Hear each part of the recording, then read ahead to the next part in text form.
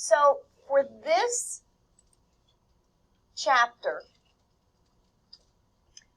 we are going to continue on from where we left off with chapter 2.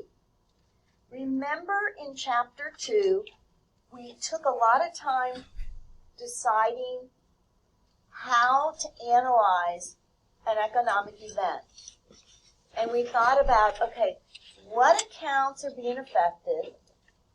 Are they increasing or decreasing? Is it an asset? Is it a liability? Is it a stockholder's equity? What is this? And we really learned how to analyze by figuring out, yeah, cash is increasing, which means it's being debited, or equipment is increasing, which is an asset, which means it's being debited. And we know that in every transaction, the debits have to equal the credits, right? So we put them all together. We learned how to make journal entries, and when we then post them to the accounts, and we got to a place where we ended up creating a trial balance, right?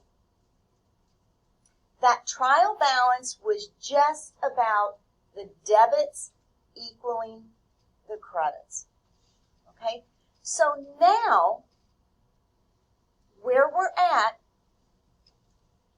we're still in this accounting cycle, and we recorded all these external transactions. We're going to talk now about adjusting entries. That's what we're going to spend our time on today, adjusting entries. And then we'll prepare what we call financial statements, and then close out the books. So one thing with accounting that we understood in chapter 1, we record revenues when we earn them, not necessarily when we get the cash. So the accounting process regarding generally accepted accounting principles is to use the accrual base of accounting, which means we record revenues in the period in which the goods or services are provided to the customers. Not necessarily when we get the cash, but when we provide the services. That is called the revenue recognition principle.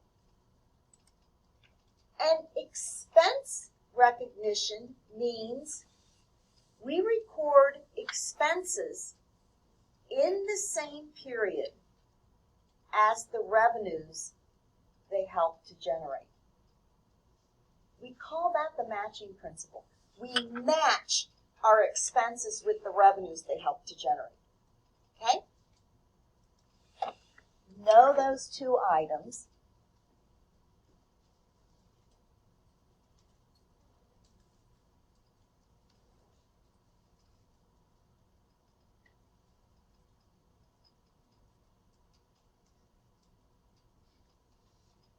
Now, remember that the revenue recognition principle states we record a revenue in the period in which we provide the goods and services, not necessarily when we get the cash. Sometimes it can be the same, but it isn't always. So here is an example. Let's say there's a cruise ship that's happening in April. So this is a cruise, a 2-week cruise to the Caribbean. In March, the company, Royal Caribbean, purchases all the supplies needed for this cruise ship that's going to happen in April. Okay? In April, so the purchases for this April cruise ship happened in March. In April, they paid for all of the fuel. In May, they paid for all the salaries of the employees that were on this April cruise ship. the items from March, from April, and from May all will be offset with the revenues that came in April. Okay? Most expenses are recorded in the same period as the revenues they help to generate. Other expenses indirectly related to producing revenues are recorded in the period that they occur. So guys, which statement best describes when expenses should be recorded?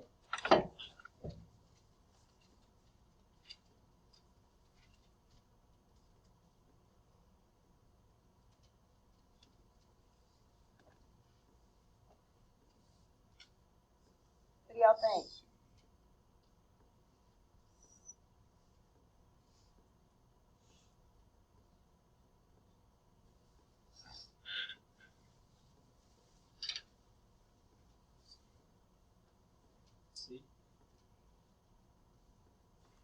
C, expenses are recorded when the cost is used to help produce the revenue. Exactly. So, we're going to understand what the difference is between what we're going to do, accrual basis of accounting versus the cash basis of accounting. Under accrual basis of accounting, we record revenues when the goods and services are provided to the customer. Under the cash basis of accounting, we record revenues when we receive the cash. That makes sense, doesn't it? For expenses, under the accrual basis, we record the expenses in the period costs are used to help produce the revenues. But under the cash basis of accounting, we record the expenses when the cash is paid. Okay?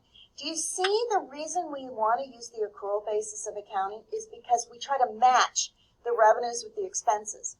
We don't want in March all these expenses and then in April all the income. It makes for the income statements to not be clear as to what expenses help to produce those revenues. Generally accepted accounting principles require that we use generally accepted accounting principles, GAAP, which means we use the accrual basis of accounting. So, in this example, when we provide soccer training to customers for cash for $43,000, under the accrual basis, we show the services are provided and we record the revenue. Now, in this example, under the cash basis, we would also show that revenue, wouldn't we? Because we got the cash. Does that make sense? Yes? Or what about when we provide soccer training to customers on account? Under the accrual basis, would we be recording this as revenue? Yes, because we provided the services. But under the cash basis, we wouldn't record it because we didn't get the cash yet. Are you following me? Or what about this? We receive cash in advance for soccer training sessions to be given in the future, $6,000.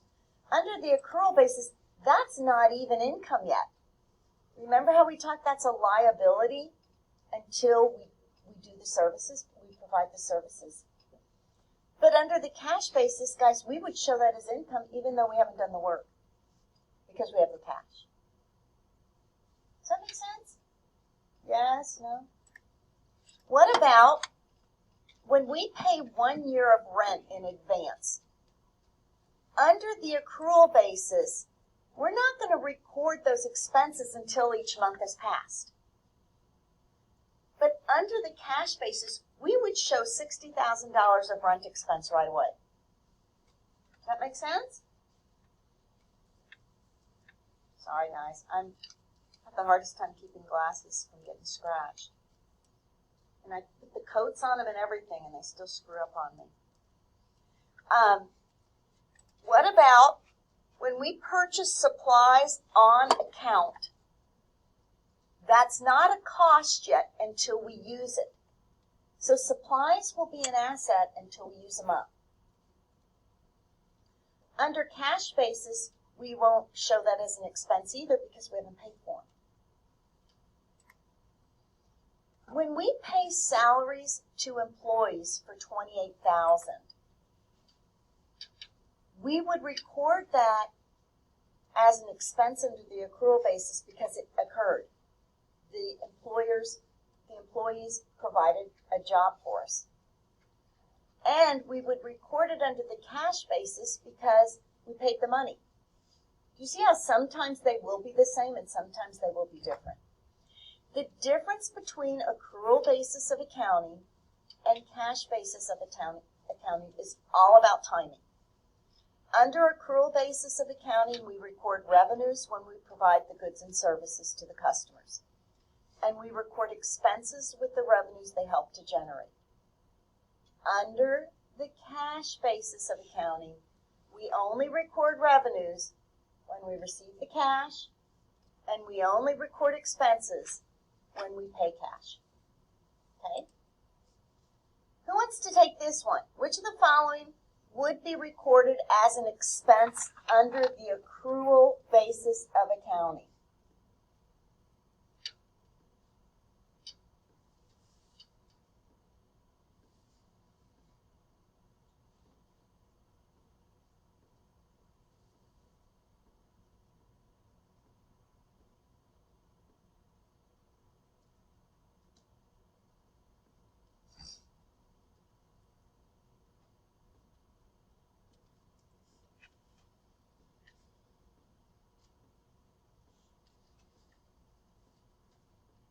Anyone? B.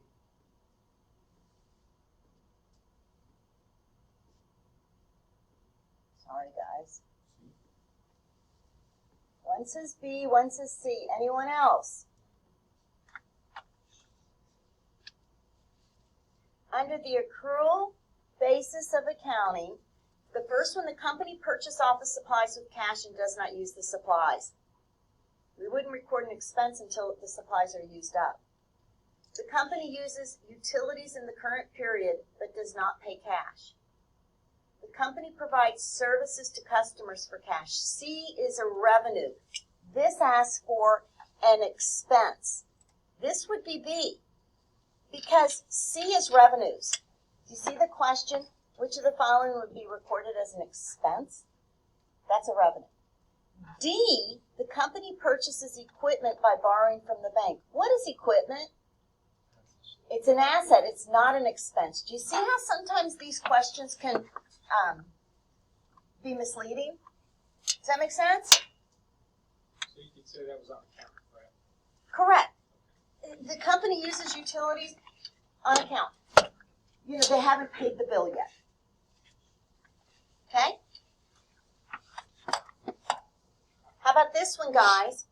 Which of the following would be recorded as an expense under the cash basis of accounting? The company purchased office supplies with cash and doesn't use the supplies. The company uses utilities in the current period but does not pay cash. No, because cash basis is all about paying cash, right? Oh, I'm sorry, A is right. The company provides services to customers. That's wrong because that's a revenue. C, company purchases equipment. Under the accrual basis, we have to use the supplies to write it off. Under the cash basis of accounting, all we have to do is pay for an expense and it's a write-off. Does that make sense, guys? Okay. Let's talk about some examples of this. The first one, American Airlines collects cash on June 12th from the sale of a ticket to a customer. The flight occurs on August 16th. For each situation, determine the date for which the company would recognize the revenues under the accrual basis of accounting. So the money came in June 12th, but the flight actually occurs August 16th. When do you think the airline is going to record that revenue? August 16th. When they receive that money, it's going to be a liability until the flight occurs. Okay? A customer purchases sunglasses from Eddie Bauer on January 27th on account.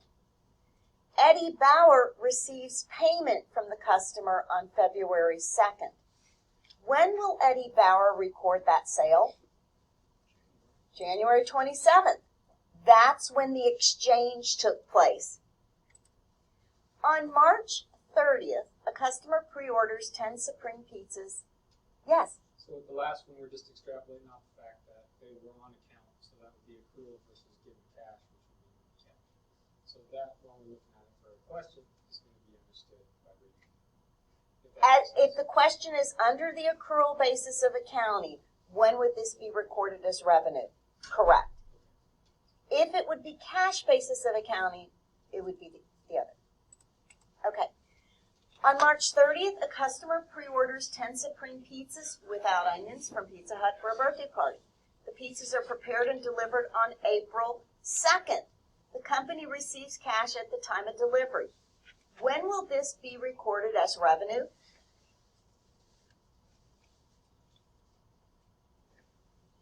When did the pizza chain exchange happen? April 2nd, right? Does that make sense? Now, I will tell you right now, this is a little tricky, okay? A customer pays in advance for a 3-month subscription to Sports Illustrated on July 1st. Issues are scheduled for delivery each week from July 1st through September 30th. When do you think revenues will be recognized? Each of those weeks. Each week. So if there are 9 issues, then, 12 issues, then 1/12 will be issued when one is delivered. 1/12 is the next. Does that make sense? Revenues are recognized as each magazine gets delivered. Okay. Under the cash basis now, we're going to talk. When American Airlines collects cash on June 12th for a ticket for August 16th, determine the date for which the company recognizes the revenue under the cash basis of accounting. When's that going to be, guys? June 12th. How about this? Eddie Bauer. He buys them on January 27th, but the customer pays on February 2nd. February 2nd, right? What about this one? He pre-ordered on March 30th. He paid on April 2nd. So won't that be April 2nd also? What about this one? They pay in advance, July 1st. Wouldn't all the revenue then be shown on July 1st? You see the difference? The accrual basis is what we are going to focus on. And the accrual basis, we claim the revenue as the sale is performed or the services are performed. So, what we're going to talk about now are these adjusting entries. Yes? When is one used over the other? It's almost always accrual basis. The only time cash is used is if you're a small business and you don't have to report, you don't have to share your financial statements with people. Guys, I'm a cash basis because I'm a nobody. I don't have any debt. It's just me. But if you are a public company or even a private company with any investors, you're going to do the accrual basis of accounting. It's required by generally accepted accounting principles. Any big company will do the accrual basis. If you're coming to get your taxes done and you are a landscaping business, chances are you're a cash basis because you're not needing to report to anyone else. Okay? So, adjusting entries are what we're going to focus on today. Adjusting entries happen because of the activities that have happened inside the company. Do you know as we record all these journal entries, these economic events, they're always transactions that occurred outside the company. But at the end of the period when we're getting ready to make our financial statements complete, we need to look at some things that have happened within the company we need to adjust. For example, we will have a prepaid expense. Do you remember me talking last week when you pay $60,000 of rent in advance? That rent's going to last for 12 months. That's called a prepaid expense. It's really an asset until you use it up. Okay? But at the end of the year, we need to look and go, hey, how much of that prepaid asset did we use up? And we need to adjust our books. Or unearned revenue, liabilities and revenue. Remember the soccer gave them $6,000 up front for services, soccer lessons to be done in the future? What if at the end of the year, half of those soccer practices were completed? You see how we need to adjust our books to show that isn't a debt anymore, a liability, it's actually revenue? Or accrued revenues. What if we got a service performed, but we haven't billed them yet? Okay? So our job is to make furniture. And somebody ordered a huge dining room table. The dining room table is complete. We just haven't sent the bill and they would have picked it up. We just haven't sent them the bill yet. Okay? So the exchange took place, but we haven't sent them a bill. So in that case, it's an accrued revenue. We need to show we did earn that money, and we need to show it to be an accounts receivable. Or an accrued expense means we have utilities we used up, but we haven't received the bill yet and we haven't paid it yet. So we need to adjust our books to show that's an expense and we owe them. So let's talk about all these. A prepaid expense is where cash has already been paid. Okay, in advance, we paid for those 12 months of rent. But now, in the current period, that asset has expired. We've used it up, or we used up some of it.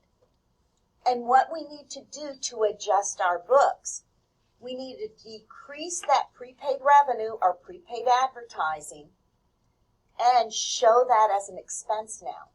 That we've used up 5 months of rent, so we decrease our prepaid rent and we show it as rent expense. A deferred revenue, we received cash, so we created a liability when we received that cash because we haven't performed the service yet. But now in the current period, we provided that service. So it's no longer a liability. We provided the service, so the adjusting entry is going to be decrease that liability and show an increase in our revenues. Okay? Or accrued expense, we've used a cost, we've increased the liability for the amount to be paid, and then in a future period, we need to pay that liability. So we've used some utilities, and we owe them. And in a future period, we'll pay that cash, that liability. Or an accrued revenue is the services have been provided, so we increase the asset and increase revenue, and then in the future, we're going to receive cash from the customer. We just hadn't received it at that time. Okay? So let's look at these various transactions that we talked about last week. All of these transactions we went through, we analyzed, we figured out what assets or liabilities or stockholders' equities being affected, what accounts, are they going up or are they going down, is it a debit, is it a credit? All those have happened. We've created the trial balance. Now, Adjusting entries are because some transactions have occurred during the period but haven't been recorded. So, using supplies. When we purchase supplies from Office Max, it's an asset. But at the end of the period, we go in and we look in our closet and we see, oh, we've used 90% of all these supplies. Do you see now it's no longer an asset, it's an expense? So, prepaid expenses, we pay cash to purchase an asset in the current period that will be recorded as an expense in the future. That is like supplies. That is like prepaid rent. Or, when we talk about deferred revenues, we receive cash for something we are going to provide in the future. That's a liability until we provide the service. These are called prepayments or deferrals. And then the accrual types of adjusting journal entries relate to accrued expenses and accrued revenues. So, on December 1st, we purchased 1 year of rent in advance for $60,000, which equaled $5,000 a month. Because that happened December 1st. By December 31st, 1 month of rent has been used up. It's expired. Just with the passage of time, rent lapses. So because $5,000 of rent has expired, wouldn't we show rent expense to be $5,000 and we credit or reduce that prepaid rent asset by $5,000? Make sense?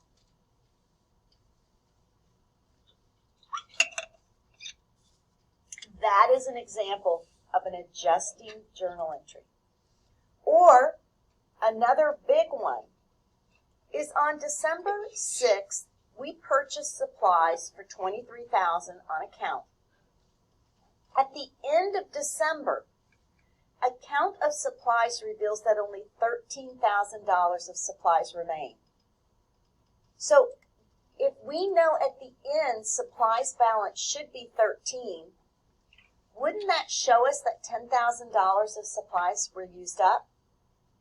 And we would debit a supplies expense for $10,000, and we would credit our asset supplies for $10,000. We don't have that $10,000 anymore. Our supplies really are only $13,000, so we have to show we used up $10,000 of supplies. Or, what if, this is something new called depreciation. What if on December 1st, we purchased some equipment for $120,000. At the end of December, 1 month of this equipment has been used up or expired. This is what we call depreciation. Now let me explain what I'm talking about. This, what do you call this? Screen projector. Let's say it's worth $5,000. And it should last for 5 years. Okay? Let's just say.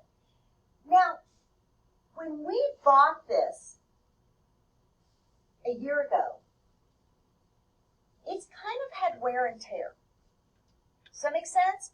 Assets don't last forever. They have wear and tear. They get used up. It's going up and down. I'm yanking on it. It wears out. So what we do to show that use of an asset is we depreciate it. We take a portion of its cost and write it off over its useful life. Make sense? So depreciation means that portion of the equipment that's getting used up in the period. So in this scenario, if a company purchased $120,000 of equipment, and in this month, 2,000 of it got used up, we would show that to be a debit to depreciation expense and a credit to accumulated depreciation. Accumulated depreciation is the account we use to keep track of how much depreciation we've taken on assets over time. Perfect example, I was in my office yesterday, and we have like different rooms we see clients in. And this one room, I mean, the computer, I just kept rebooting the damn thing. And finally I said to my husband, how old is this computer? And he goes, what? So then I knew it was probably old. It's like, we need a new one. He goes, I'll get you a new one. It probably was 4 years old, okay? Computers in this day and age, I don't know about you guys, but like this one's 2 years old. I've never had a computer, a laptop last me 2 years because I'm usually dropping it or something.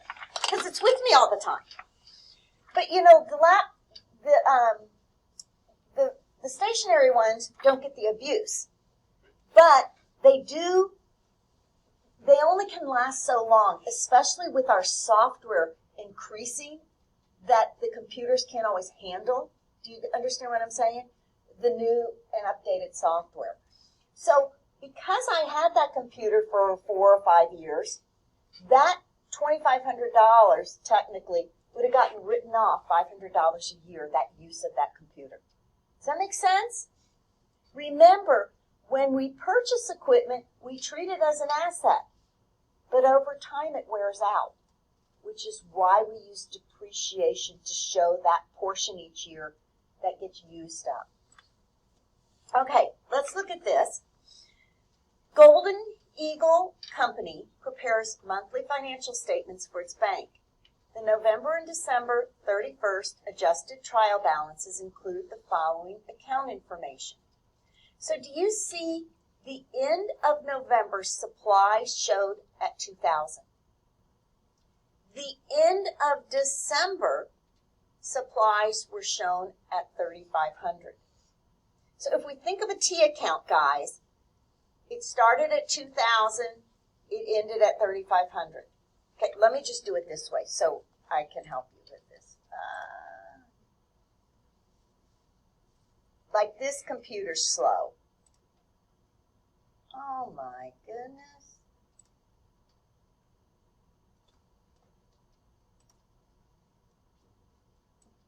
Okay, let me do that.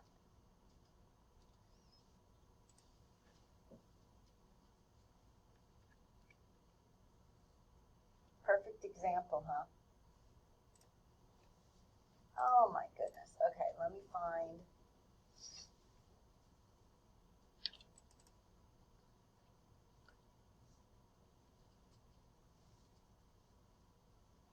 Okay, let me do a new one.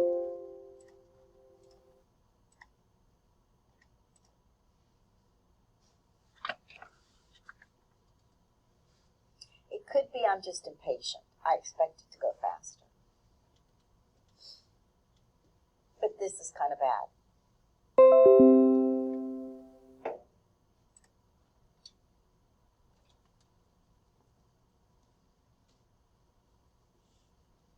Okay, let's just make so you can understand it better. This is supplies.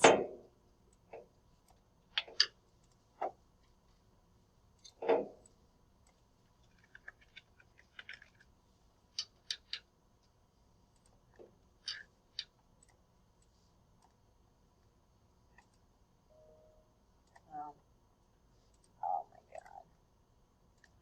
How about that? Okay.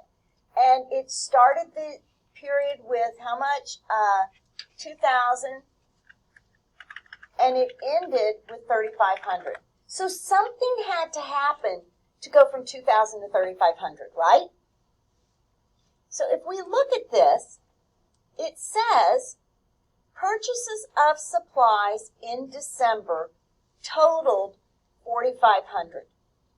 Okay? That's all it tells us. Purchases of supplies in December totaled 4,500. So what that means to me,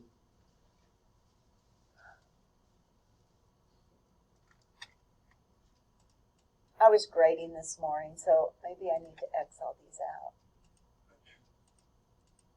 Oh my goodness. Maybe that's why it's slow, guys. It's my fault.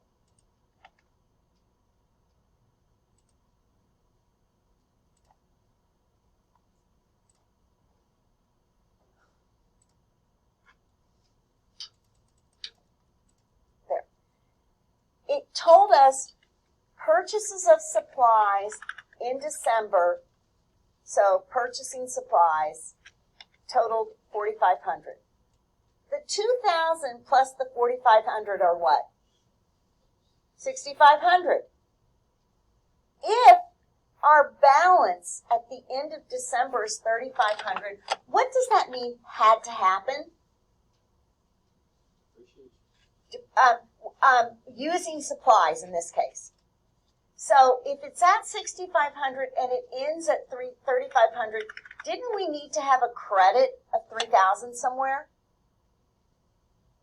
Does that make sense? That means that $3,000 was used for supplies. Are you understand what I'm trying to say? What this exercise is doing is it's trying to make you think, okay, what adjusting entry happened here? And why did it happen?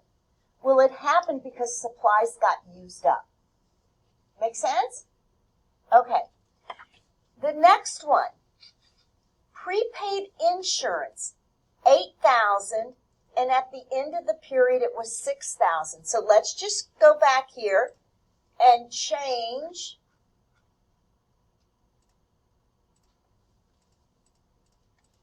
prepaid insurance. We're going to call this prepaid insurance.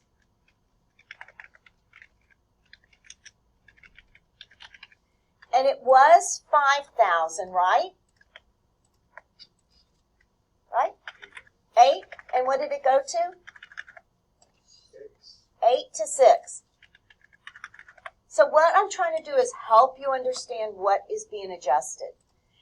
Then it says here, no insurance payments are made in December. So there were no other transactions that occurred during this time, okay? So if it went from 8 to 6, what happened? We used up $2,000 worth, didn't we? So we would have had a journal entry here of a debit to insurance expense, a credit to prepaid insurance, showing that we've used up some insurance. No insurance payments are made in December. The adjusting entry for prepaid insurance would be a debit to insurance expense and a credit to prepaid insurance. The way this works is, let's say you have a liability insurance or car insurance or anything, and you pay it up front for 2 years. Okay? That would be a prepaid insurance because you're paying it over a period of time. After 1 year is used up, it's no longer an asset. Just due to the passage of time, that insurance has expired. It's insurance expense. Does that make sense, guys? Yes? Next one, salaries payable. Do you see here, we started with 11, we ended with 16. Let's look at this one. We started with 11, salaries payable. We started with 11. Remember, salaries is a credit balance. We ended with 16. You see what I'm doing? What we are given says the following information is known. $11,000 is paid to employees during December for November's salaries.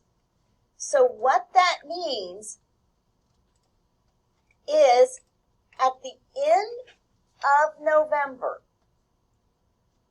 there was an entry made saying we owe salaries expense of $11,000, salaries payable of $11,000. In December, November's salaries are paid of $11,000. So what would make us have a balance here of $16,000?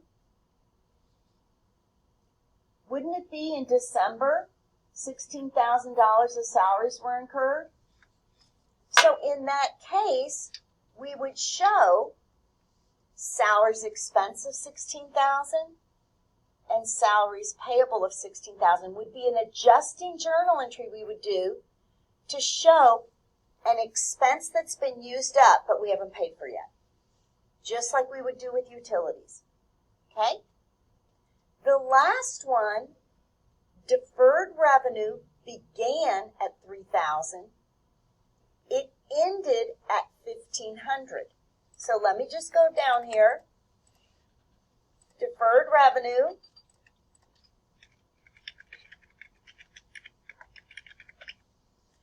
I'm sorry, what did it say? Began at what? 3,000 and ended at 1,500. It says here,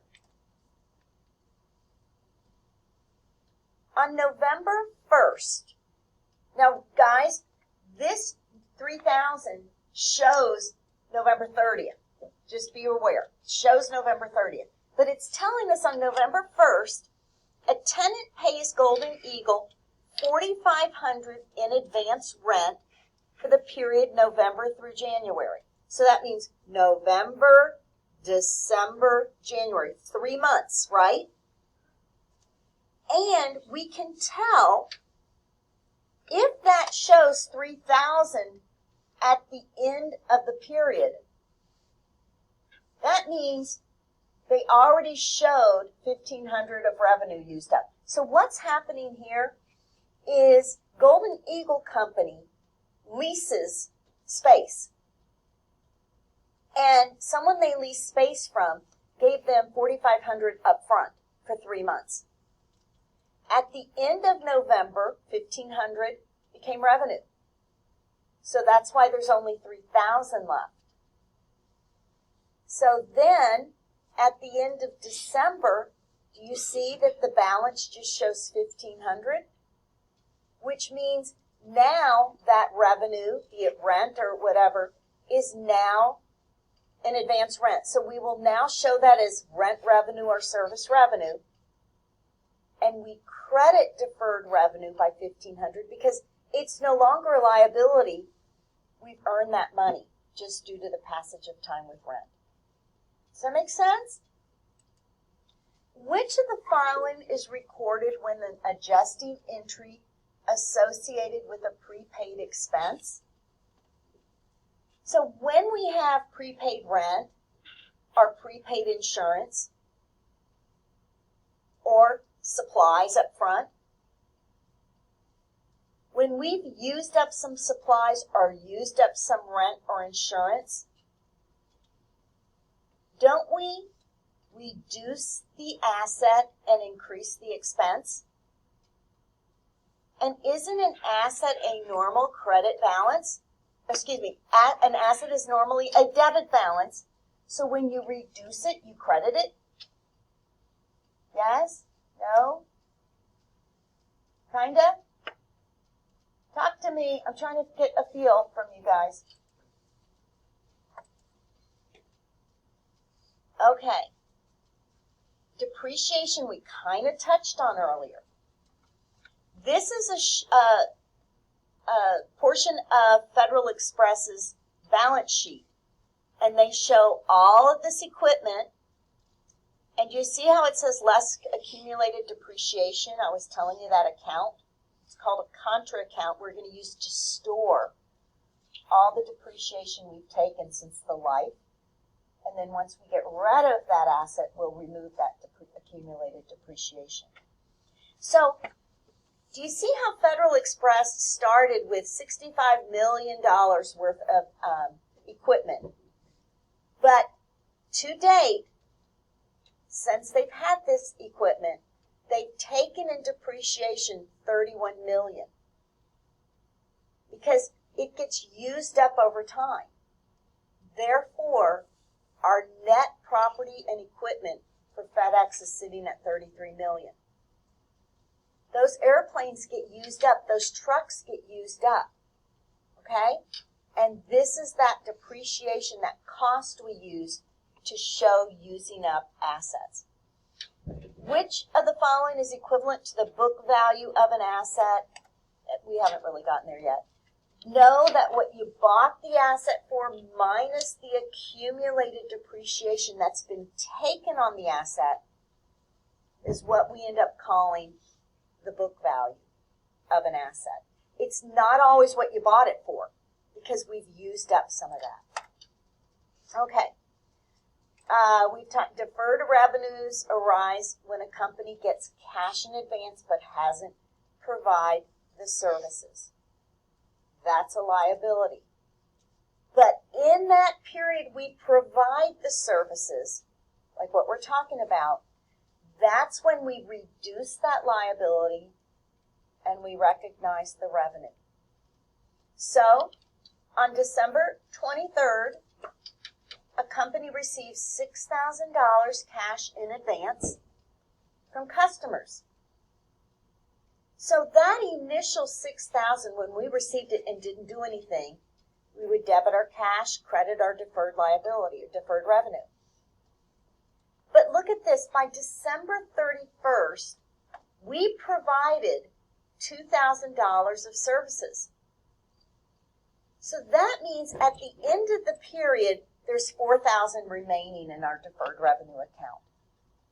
When we provide $2,000 of services, we will debit our deferred revenue account because we're reducing what we owe, and we credit our service revenue account. See here, this company shows various liabilities. They show a deferred revenue in theirs. They received money in advance for products they have not yet provided. Okay. How is everyone doing? I will promise you this, in my opinion, this is the hardest chapter of the whole book. Hang in there with me though, okay? This is a week you are going to ask questions in the discussion. It will only get easier from here. There's so much to learn here. Guys, I started learning Romanian. Did I tell you this last week? Okay. So I'm on like day at 12 right now. It's amazing. But I started out overwhelmed with just all these new words, new concepts. We say, Jeffrey and I will go somewhere. Well, they say I and Jeffrey. You know, but when you're used to doing it a certain way, you're learning a whole new language. This is a lot. This is the hardest. Okay, hang in there. If you make it through this week, guys, you'll have pretty much smooth sailing, I promise you. Let's look at these questions. On November 28, 2022, Shocker receives a $4,500 payment from a customer for services to be rendered evenly over the next 3 months. So, Shocker's the company, Shocker receives from Joe $4,500 for services to be 1/3, 1/3, 1/3 over 3 months. Okay? So we know starting this, on December 31st, we know 1 month or 1/3 of those services were provided.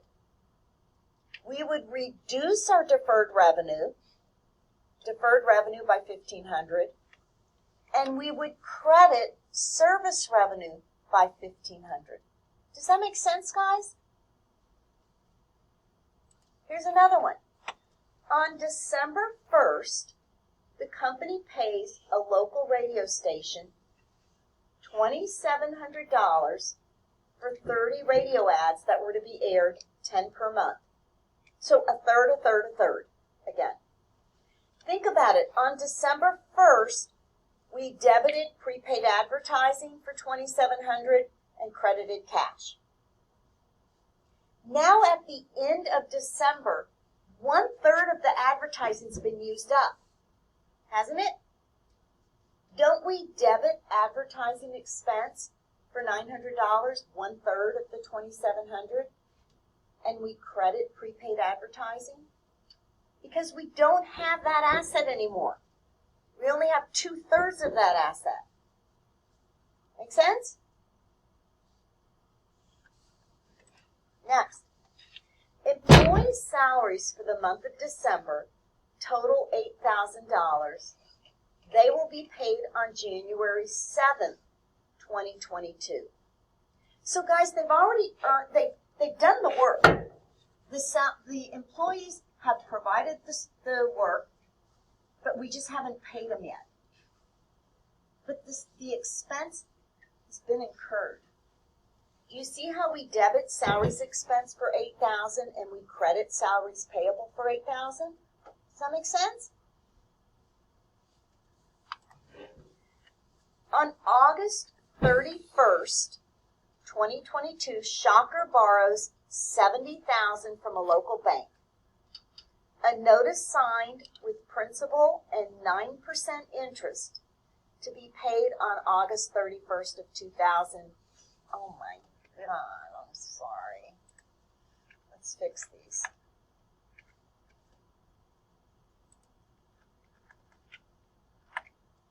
Okay, that's better. On August 31st, Shocker borrows $70,000 from a local bank.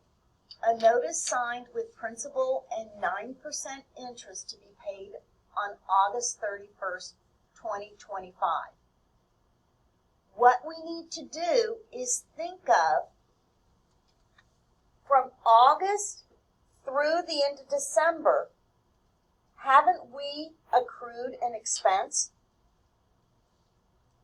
We're not going to pay the interest until the next August, but we don't just get money for free, do we? Therefore, we need to figure out 70,000 times 9% divided by 12 months. You know, that's always on an annual rate. And we have September, October, November, December. We have 4 months of interest. 4 months of interest is $2,100. Wouldn't we show a debit to interest expense and a credit to interest payable? We owe them the money. We're not going to pay it until August, but don't we need to accrue it? Because it did happen in this period. Yes? Make sense? I just need to fix this. End of 2024. Okay.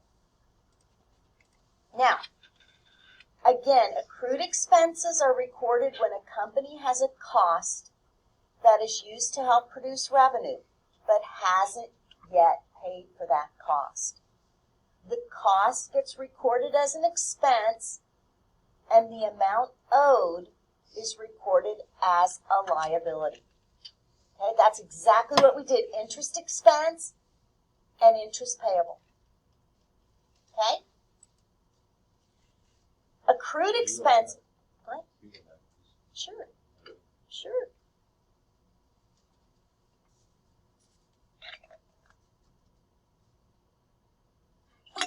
Wait, I'm supposed to go back one more. I'm sorry. You bet.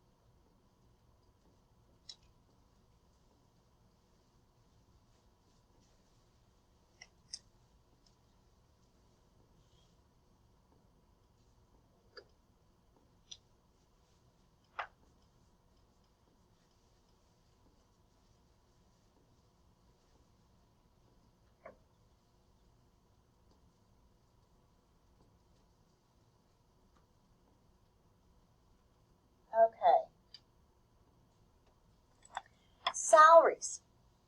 On December 31st, $3,000 in salaries have been earned by employees for the final 3 days of the month.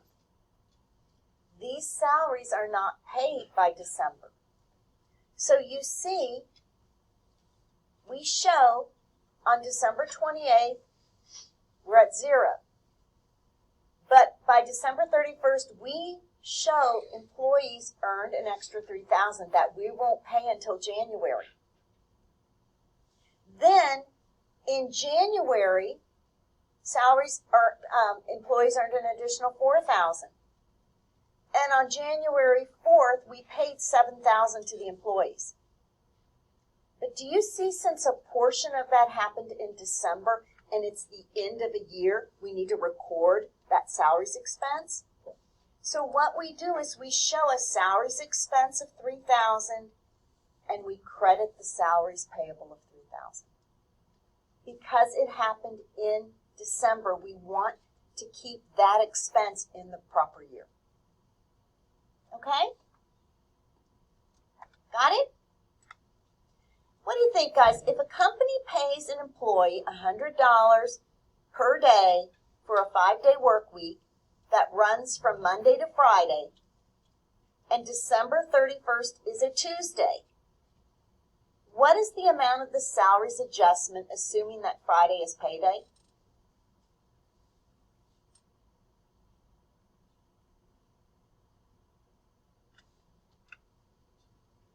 $200. Because Monday through Friday, it got paid on Friday. Therefore, the 30th and the 31st, employees worked. If the company made them work on New Year's, wouldn't that be terrible? But, I'm joking. But anyway, $200 worth got accrued. And so it would be a debit to salaries expense, a credit to salaries payable. That make sense, guys? Again, accrued expenses are those when, such as utilities, costs of $9,000 have been incurred but have not yet been paid. Yes?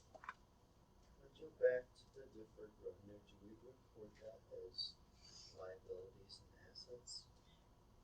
No, we record it when we have a deferred revenue. It is a liability. But once we provide some of those services, the liability decreases and the revenue increases. It's not an asset, it's a revenue. We're earning money. Got it? Okay. What am I doing? Okay. By December 31st, utility costs of $9,000 have been incurred but have not yet been paid.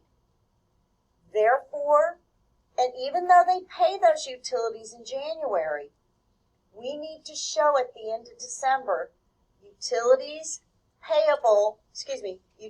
expense of $9,000 and utilities payable of $9,000. When they get paid in January, then they will debit utilities payable of $9,000 in credit cash. But the expense is for December. Make sense? By December 31st, 1 month of interest has been charged for borrowing $100,000 at 12% interest. So we borrowed money on November 30th. As of December 31st, we need to show we've incurred interest. So we need to show a debit to interest expense for $1,000 and a credit to interest payable for $1,000. Now, when they finally pay the money a year later, they'll show the cash, and this interest payable for the month of December of this year will show here as a debit to interest payable. Yes? Why is the interest payable a credit? Because payable, the word payable is a liability. Just because it's liability. It's a liability. And we know liabilities have a credit balance, okay? Because credit means right, right? Does that answer your Yeah. question? When recording the interest payable on a borrowed amount, students sometimes mistakenly credit the liability associated with the principal amount. Like when you borrow the money, it's a note. But we record interest payable in a separate account called interest payable to keep the balance owed, like the balance of the principal, separate from the interest we owe. Okay, what do you guys think here? If a company borrowed $20,000 on November 1st at a rate of 6% annually, how much interest expense should be accrued at the year-end date of December 31st, assuming no accrual has yet been made this year?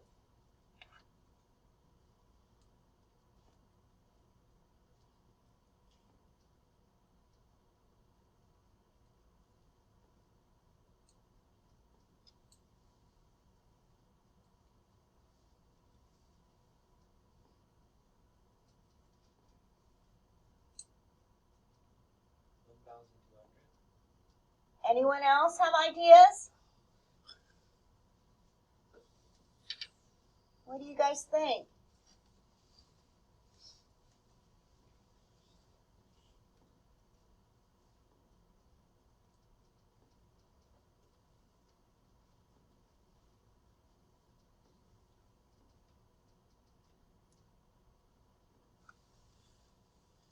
So 20,000 times 6% is what?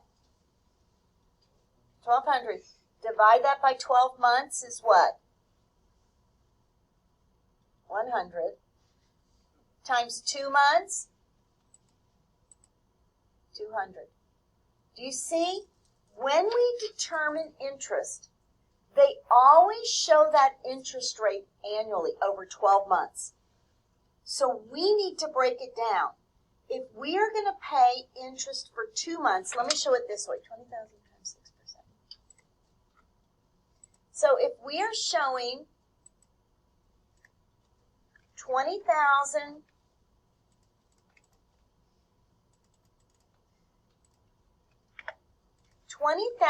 is the principal balance. If the interest rate is 6%, that is always done annually. Okay? Does that make sense? So to figure out the interest on an annual basis, you will take the 20,000 times 6% or 1,200. But isn't that 1,200, divide that by 12, wouldn't that be $100 a month?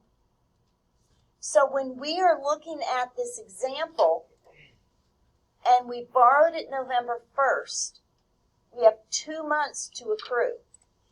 $200, we would debit interest expense for 200, we would credit our interest payable for 200. Does that make sense, guys? We talked about when a company provides products or services to customers but hasn't yet received the cash, it records the revenue and an asset for the amount expected to be received. So by December 31st, services of $7,000 have been provided to customers but have not yet been billed. Therefore, we will debit accounts receivable for that $7,000, and we will credit service revenue for that $7,000. Okay? An adjusting entry would be needed for which of the following transactions? Yes? And then over time, those two balance out as we're saying by providing services. Well, this particular one is they provided the services, but they haven't gotten the cash yet. So what will end up happening is the customers will pay the cash, so then it will be a debit to cash and a credit to accounts receivable. Make sense? Yeah. Guys, it's a whole new language, I'm telling you. An adjusting entry would be needed for which of the following transactions? It's all of them. Adjusting entries are unnecessary for two types of transactions. transactions that do not involve the recognition of revenues or expenses. We're only doing adjusting entries for revenues or expenses. Transactions in which we receive cash at the same time we record revenues or pay cash at the same time we record an expense, there's no need to worry about it. We're only doing it to adjust expenses and adjust revenues. So we initially, at the end of last week, created a trial balance. That trial balance just showed the list of debits and credits. After that initial trial balance, we do our adjusting entries. After our adjusting entries are done, guys, we now have what we call an adjusted trial balance. And we're going to use this particular adjusted trial balance to prepare all of our financial statements. So we will show, first of all, our debits equal our credits, and then we will prepare our financial statements from that piece of paper. We start with our income statement. Do you see here? The bottom of our adjusted trial balance shows our revenues and our expenses. That is our income statement, isn't it? We'll show our revenues and our expenses and come up with net income here of $28.42. Next, we will take this middle section in order to then create our statement of stockholders' equity. So basically, in this example here, this bottom section is our income statement. This middle section here is our statement of stockholders' equity along with our net income from our income statement. And then all of this in green is our balance sheet. So everything we do for financial statements, we're going to pull right from this adjusted trial balance. Here's the income statement. Again, what we did is we just took our revenue and our expenses here, and here's our income statement with our net income showing $14,000. Then that second portion, we show our issuance of common stock. We show our net income from the income statement, and we show our dividends to finish our statement of stockholders' equity. Then our balance sheet has everything else. So guys, once you get that far, to prepare the financial statements is easy because you just pull them from the trial balance, adjusted trial balance. The statement of cash flows, just basically, we're not going to focus on that right now, but we know, because we've talked about it for 2 weeks now, it shows cash going in, cash going out, and it breaks them up into the operating, the investing, and financing activities. Guys, which financial statement would include a line for net income?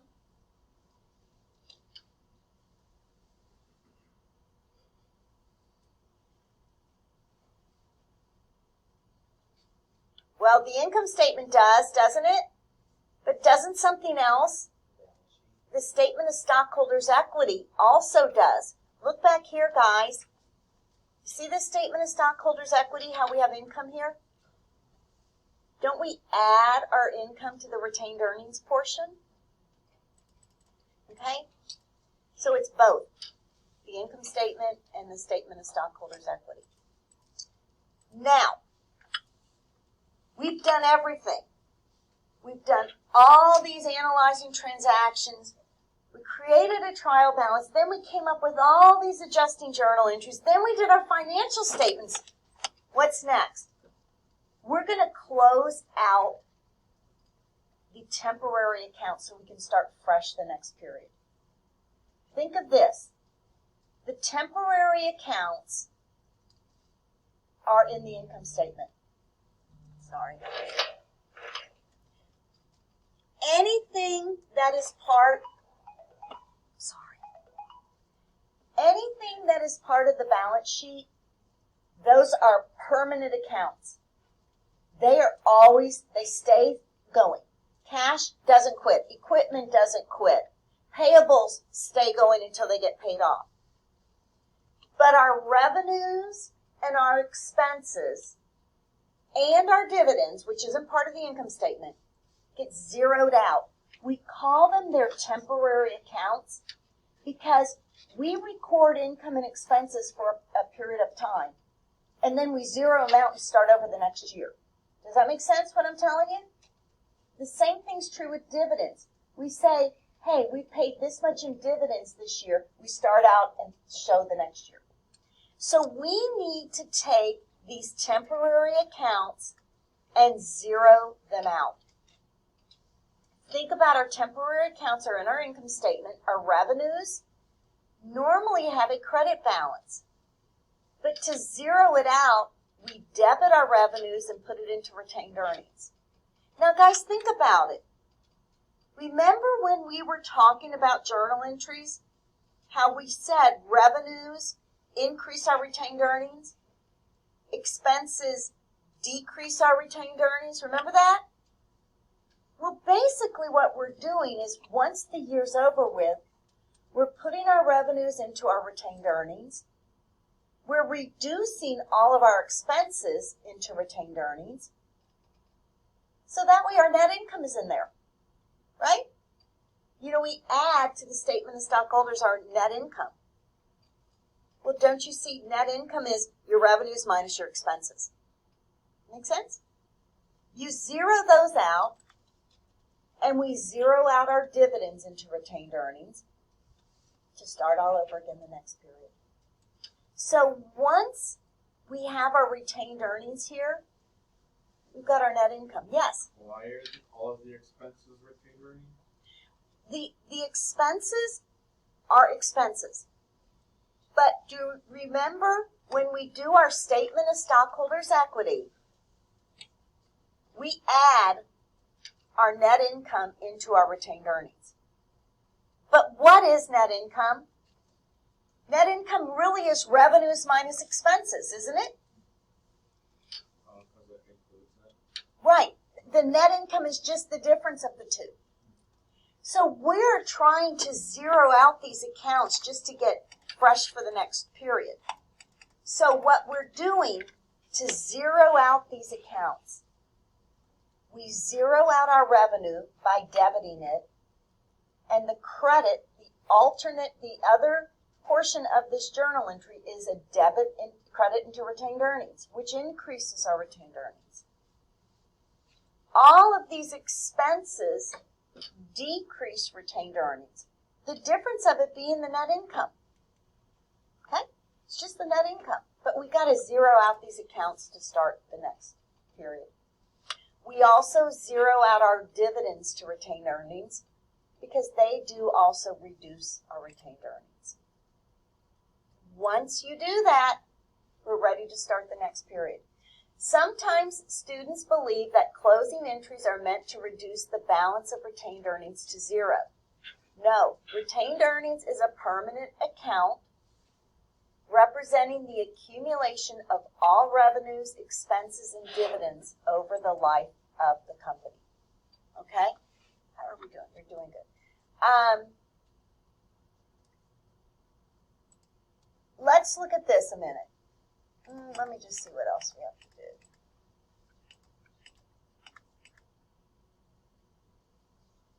I'd rather do this one right now. On November 1st, 2022, the company borrows $15,000 from a bank. The loan requires principal and interest at 10% to be paid on October 30th of 2023. So we have our accounts sitting as of November 1st, 2022. Required. Update the account balances for the year-end information by recording any necessary adjusting entries. no prior adjustments have been made in 2022. And our goal is to prepare a trial balance for the end of December 31st, 2022. So you see here, they give you different examples here. They tell you at year end, the following information is available.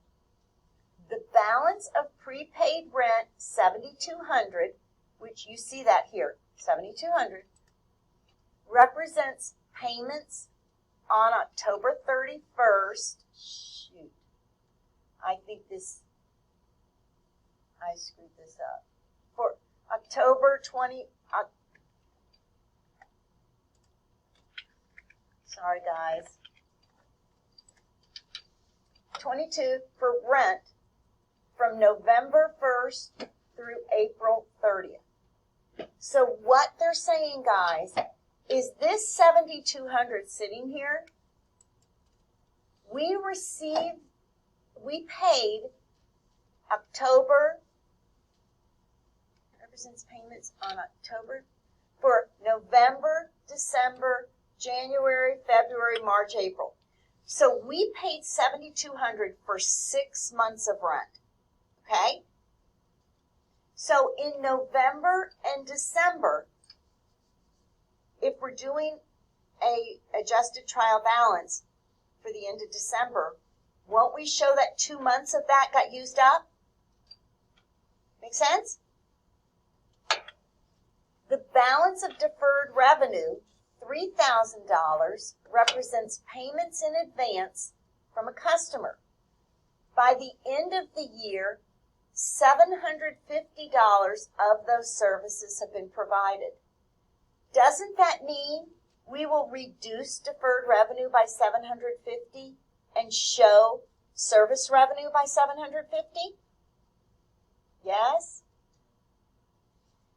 An additional $700 in salaries is owed to employees at the end of the year, but will not be paid until January. Wouldn't we debit salaries expense for $700 and credit salaries payable for $700? Yeah. What about the balance of supplies, $4,000, represents the amount of office supplies on hand. At the beginning of the year, of $1,700 plus an additional $2,300 purchased during the period throughout 2022. By the end of 2022, only $800 in supplies remain on hand. Would that mean we used up some supplies, guys? So, look, prepaid rent. We used up 2 months. Do you see we debited rent expense and we credit the prepaid rent to bring it down? Yes. So when would you credit salaries payable versus salaries expense? I'll show you right here. When we have an additional $700 in salaries, we debit salaries expense and we credit the salaries payable because we're not going to pay it till the next year. Okay? Remember, we show an expense because that's a cost of doing goods. We show a payable because that's a liability. We still owe them the money. Does that make sense? When we showed the deferred revenue of $3,000, but we had earned $750 of that revenue, do you see how we debit our deferred revenue for $750 and we credit our service revenue for $750? Does that make sense? The beginning balance of supply, the balance of supplies, $4,000, represents the amount of office supplies on hand at the beginning of the year, plus an additional $2,300. God, I am so sorry. It's driving me nuts. I'll fix it later. Purchased throughout the end of the year. By the end only $800 of supplies remain, which means we used up $3,200, right? Does that make sense? We used up $3,200. I just got to get this fixed. 3,200.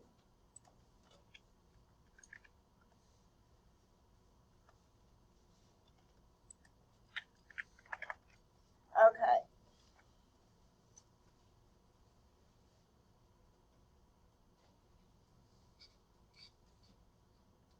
Oh, this is 22.